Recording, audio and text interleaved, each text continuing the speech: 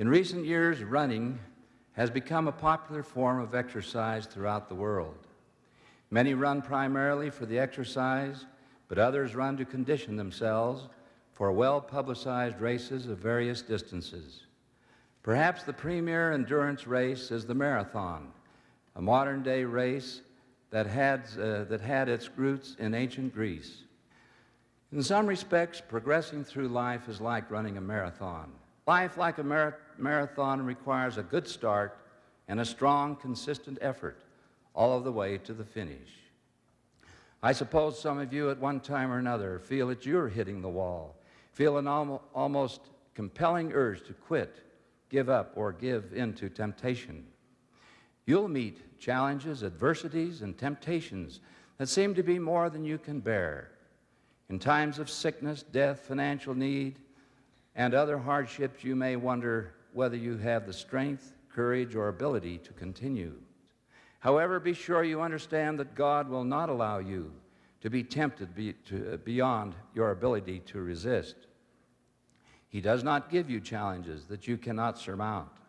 He will not ask more than you can do, but may ask right up to your limits so you can prove yourselves. The Lord will never forsake or abandon anyone. You may abandon Him, but He will not abandon you. You never need to feel that you are alone. The reason to stay on course in a marathon is obvious. The reason to stay on course that leads to righteous life may be less obvious, but is much more important. In simple terms, a righteous life is the way, the only way to happiness, joy, and peace. Many people in the church, I feel, do not understand the pain and the agony of divorce. To me, it was more traumatic than death, almost, because not only do you have the loss of someone that you do love, but you have the feelings of rejection and the feelings of being cast away.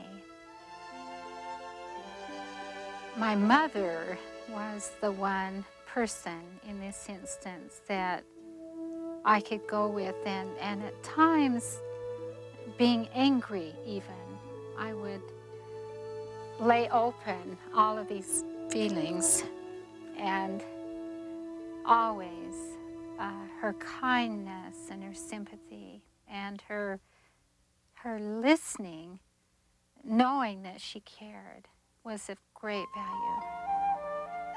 What can you say about a father that is a spiritual guide? He gave me many priesthood blessings during this time to help me to gain the spiritual strength that I needed to make it through. The priesthood was used in such an uplifting, healing manner.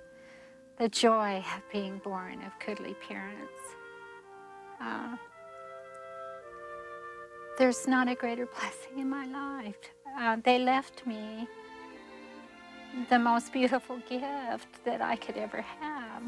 And it is that precious gift of the gospel.